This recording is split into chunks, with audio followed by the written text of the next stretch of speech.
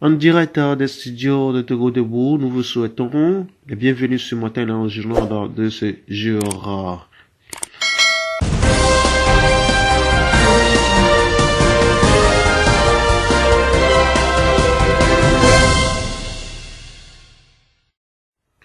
La C14 scandalisée par la restriction des libertés de manifestation. Sans surprise, la coalition de l'opposition C14 a réagi suite au vote de la nouvelle loi sur la liberté de réunion et des manifestations publiques pacifiques au Togo. Lisez plutôt le communiqué.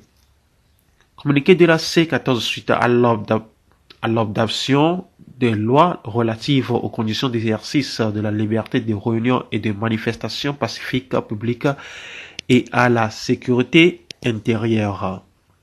Réunie en session extraordinaire le mercredi 7 août 2019, l'Assemblée nationale a adopté en quasi-catimini 2 projets de loi déposés par le gouvernement relatifs le Premier ministre à la modification de la loi numéro 2011-010 du 16 mai 2011 fixant les conditions d'exercice de la liberté de réunion et de manifestation pacifique publique et le deuxième à la sécurité intérieure. Dans son exposé des motifs, le gouvernement justifie l'adoption de ces 2 projets de loi par la situation sécuritaire dans la sous-région qui s'est récemment dégradée avec de nouveaux foyers terroristes menaçant directement notre pays. Après avoir pris connaissance du contenu des 2 lois adoptées par l'Assemblée nationale, la coalition de l'opposition togolaise C14 constate avec une effroyable stupeur qu'aucune de ces lois n'apporte les vraies réponses que les Togolais soient en droit d'attendre de leurs gouvernants en matière de sécurité publique et de protection civile dans un contexte sous-régional et international marqué par la montée des tensions et des actes terroristes qui exposent en permanence notre pays à de réels risques sécuritaires. En effet, la coalition C14 estime que pour relever le défi sécuritaire, le gouvernement togolais aurait fait preuve de sérieux en élaborant, après une large concertation des acteurs politiques et socio-professionnels, une vraie politique nationale de prévention et de lutte contre les extrémismes violents et le terrorisme, assortie d'un plan d'action chiffré et daté et qui prend en compte tous les acteurs de la problématique sécuritaire. La sécurité publique et la protection des citoyens nécessitent un renforcement des capacités techniques et matérielles de nos forces de défense et de sécurité, ainsi qu'une promotion des pratiques démocratiques, de bonne gouvernance, de l'état de droit et de respect des droits de l'homme et des libertés publiques. Pour la C14, le gouvernement a voulu, par ces 2 lois, sous le couvert des préoccupations sécuritaires et de menaces terroristes, mettre en application sa volonté maintes fois exprimée de réduire à néant les libertés publiques de réunion et de manifestation acquises de haute lutte et pris de lourds sacrifices par les populations togolaises. On ne peut vouloir à la fois lutter contre l'insécurité et créer les conditions propices à la radicalisation et l'extrémisme en supprimant des faits de la liberté publique. La coalition de l'opposition togolaise C14 n'entend pas rester les bras croisés face à cette entreprise de régression politique et sociale que le régime RPT UNIR veut imposer aux Togolais au seul fait de museler toute velléité de contestation pour se maintenir au pouvoir. La coalition C14 exhorte les populations togolaises de l'intérieur comme de l'extérieur à ne pas se laisser museler par cette loi liberticide, mais au contraire, à s'armer de courage afin qu'ensemble nous puissions conquérir notre espace de liberté et poursuivre la lutte pour l'alternance et un véritable ordre démocratique au Togo. La coalition lance un appel pressant à toutes les forces démocratiques acquises au changement ainsi qu'aux organisations de la société civile et de la diaspora afin que dans un sursaut patriotique, nous réalisons en fait cette union sacrée pour remobiliser les populations en vue de l'alternance. Fait à Lomé le 9 août 2019 pour la coalition Kafui Adjamagbo Johnson. Christian Trémois, Djambril à Lomé, Pétard Mouillé à Genève. Le 26 juillet dernier à Genève, en Suisse, le passage du Togo devant le CAT, Comité contre la torture, pour la représentation du troisième rapport périodique sur la mise en œuvre de la Convention contre la torture et autres traitements cruels, inhumains ou dégradants, a relevé la petitesse de certains représentants togolais devant les experts du CAT. Parmi ceux-ci, y figure le chef de la délégation togolaise, M. Christian Tremou, ministre des Droits de l'Homme et des Relations avec les institutions de la République. Tout feu, tout flamme dans le gouvernement de Faure-Gnassingbé, impulsif ou épidermique. Christian Tremou, le ministre de la Grande Gueule et des Grands Débats, celui-là même qui, il y a quelques mois, invitait l'opposition à prendre les armes si elle veut arriver au pouvoir. Eh bien, devant les experts du CAT surtout, du virevoltant, Sébastien Touzé, le ministre Tremou ou le John Bray Togo.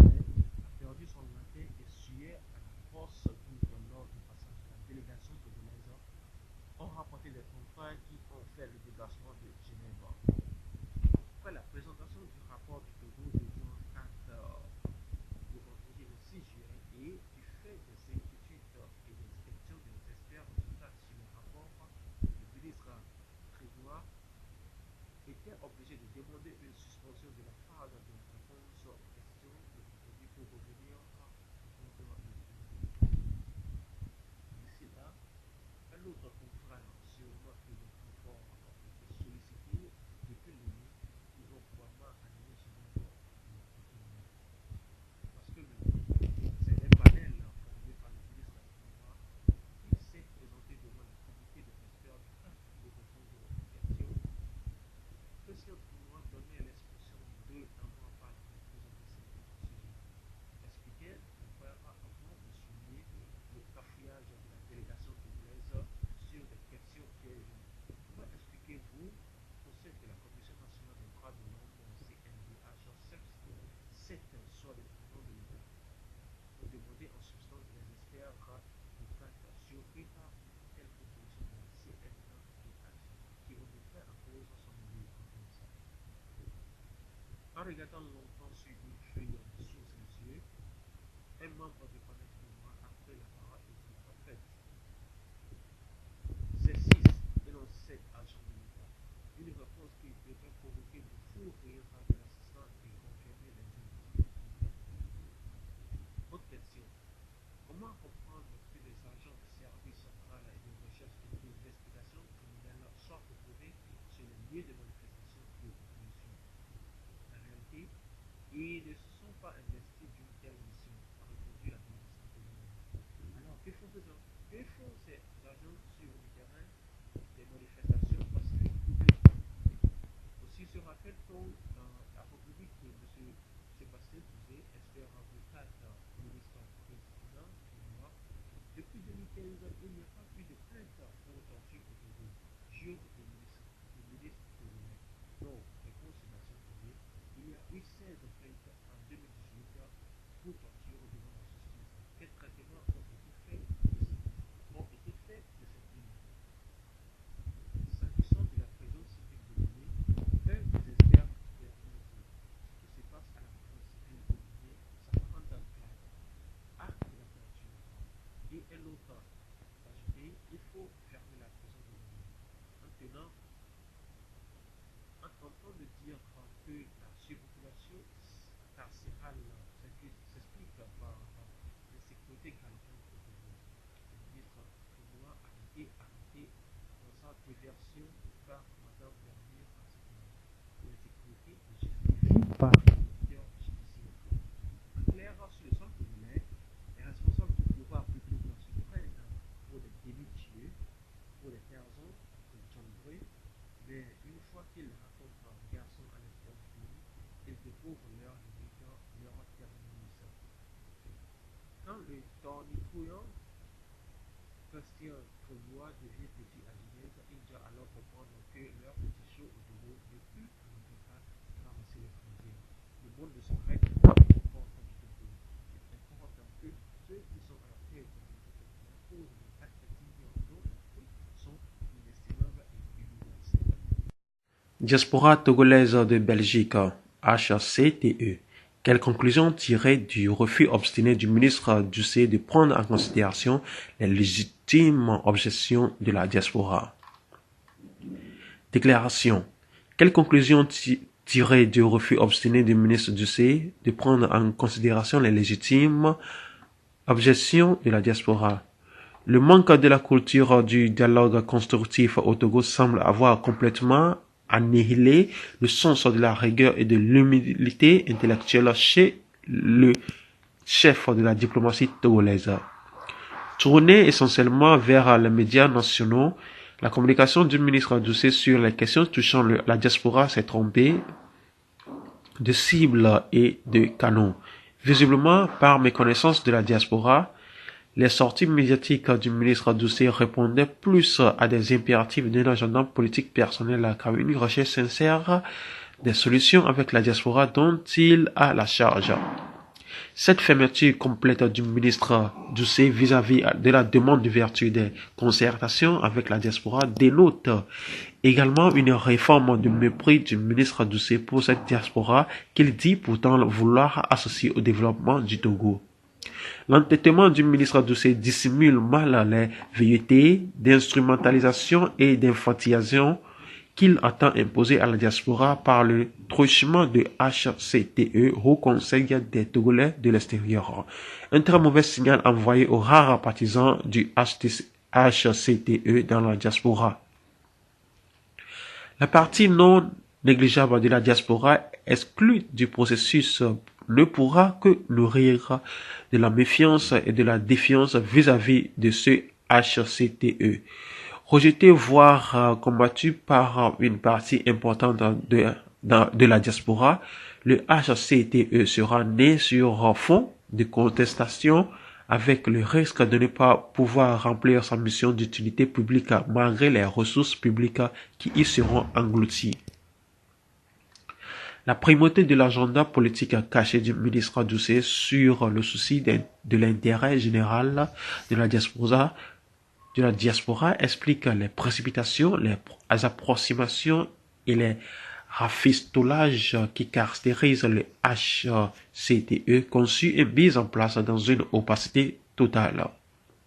Le caractère unique de la clé de répartition des 77 délégués pays, l'absence de cadre judiciaire et légal pour le HCTE, l'absence de mécanisme de contrôle du processus électoral,